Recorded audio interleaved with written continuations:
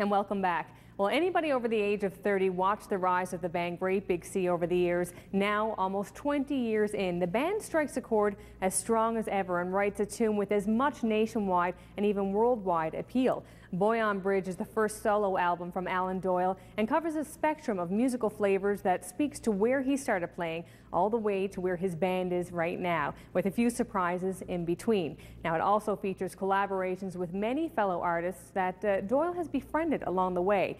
Tonight, Alan Doyle speaks about his new record and how it fits into the larger picture of his impressive musical career.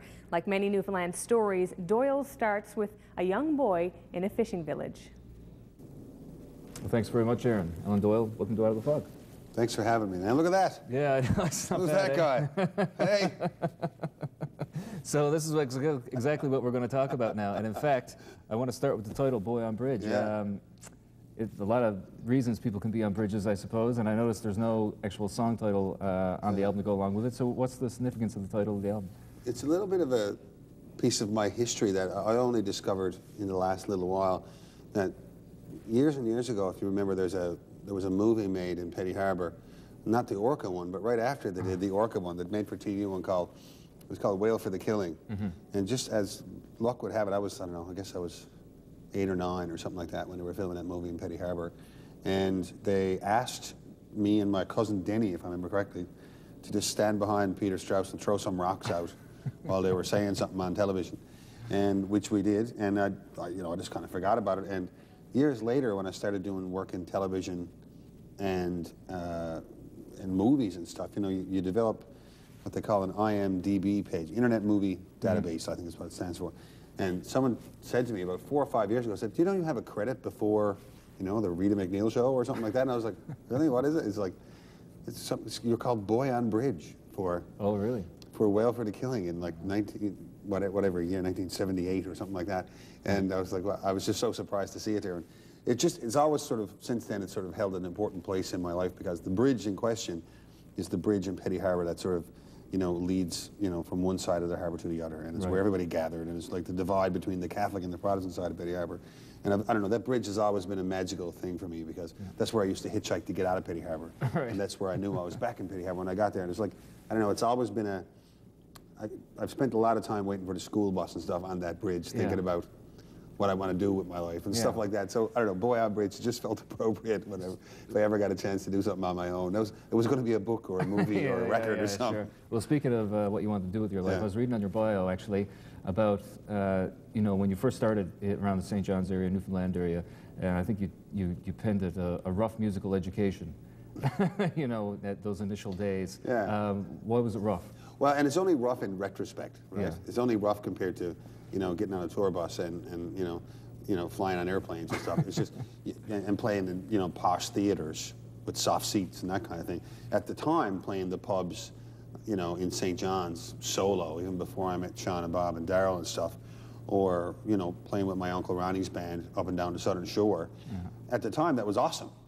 And I'd probably still like it again, but it's like, in retrospect, compared to like what, being, doing soft seat theaters and hockey rinks and that kind of stuff, I guess in retrospect that is kind of rough. But to be quite honest, I can't remember a phase of my musical life that I didn't really enjoy, and it's the honest to God truth. I mean, I remember playing when I was, in my teens with my Uncle Ronnie down in Calvert and down in Trepassey and down in Witless Bay and Bay Bulls at dances and the like, and I can't remember a time when I didn't love it. And even when I was standing by myself, opening for Barry Canning down next to the gambling machine, the one gambling machine that was at Trapper John's, in 1989. Right.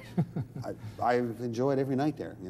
I just always felt grateful to get a chance to sing for people. So. Well, you've had almost 20 years now with Great Big Sea, close to it. Why was it right time for a solo album now?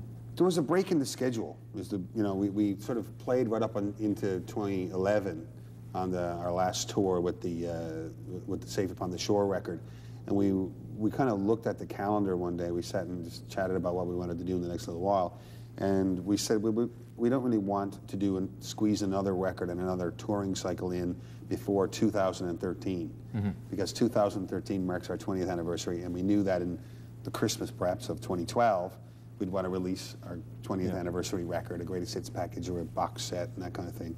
So there was this, which it created effectively for the bulk of 2012, a break in the schedule that hasn't existed, you know, ever in Great Big Sea, because we were always so busy. And even with that, I mean, we're probably still going to play, you know, 30 or 40 gigs in 2012, which is a year for most bands, but for Great Big Sea, it seems like nothing. Yeah. So it just, there was a break in the schedule, and it just gave me time to do something that I kind of always wanted to do.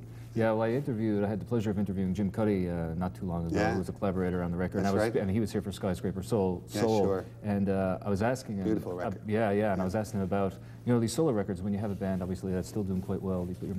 And I think I made some comment that made it seem like, well, I know this doesn't have anything to do with the band, and he sort of jumped in, he said, a solo record always has everything to do with the band. And I think he was talking about a timing thing. Yeah, well, if you're trying to work within the framework of 4 or 5 other people's lives, you know, you're always cognizant of, you know, that every day you're away from there means a day that's a day you're not with them. And it's just a tricky thing to organize the schedules.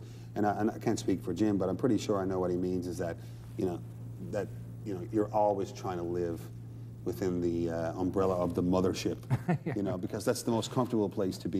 You know, I'm sure Jim feels the same way about Blue Rodeo as I do about being in Great Big Sea, and I know Sean and Bob do as well. Is that, you know, we sort of tend to think of these little solo things as like we're leaving little solo journeys. We go on for a day and a half and quickly go back to the main, you know, to the comfort of the main ship, and you know, it's just a little journey in someone's musical life, really. That's all. Yeah, and I wonder, I mean, do these solo projects, you know, because I mean, I know the 3 of you guys have various projects in the go, music and otherwise.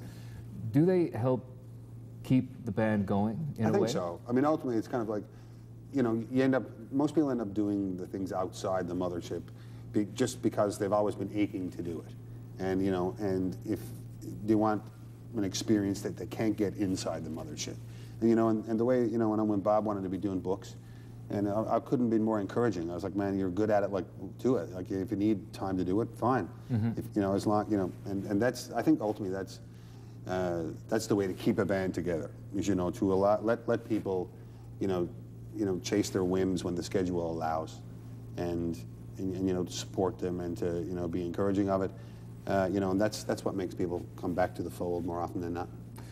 Getting, you know, to the specifics of the record, there's a lot of stuff on it that's, I don't know if it's either on the rock and roll side of country or on the country side of rock and roll, but it's a really cool sound anyway. Thank you very much. Is this sort of like Alan Doyle indulging into the music he likes to listen to, or is this just the way the production felt like it should be done? No, most of it, you're right. It's music that, you know, it's kind of modeled after or inspired by the music I loved when I was a kid, you know, and it only occurred to me in the last little while that a lot of the records that I liked when I was 15, if they came out in 2010 or 2011, they'd be called country records. But they weren't called country records then, but they would be now.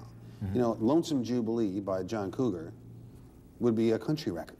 You know, it's a guy singing songs with a rock and roll band with a fiddle and, you know, a pedal steel player in it. That would be called a country record. Yeah. You know, but it wasn't in 1984 or whenever. You know, Glory Days by Bruce Springsteen would be a country song. Yeah.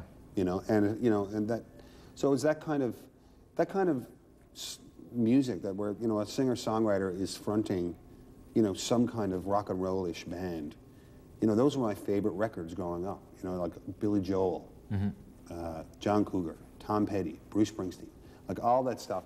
Those acts inspired me so much. I loved the way that, and, you know, I would read the liner notes and see if Liberty DeVito was still Billy Joel's drummer, and is Kenny Aronoff still playing for, you know. And I just love that E Street Band kind of thing. I always did love that kind of posse type mentality of you know, of a solo artist's production, if you will. And it's like, I just, you know, that's where most of the inspiration for how this record got done came from. All right, I want to talk about some of the collaborations, songwriting and otherwise, that are on the record, but we have to take a short break. Stick around. I'm going to continue my conversation with Alan Doyle right after this.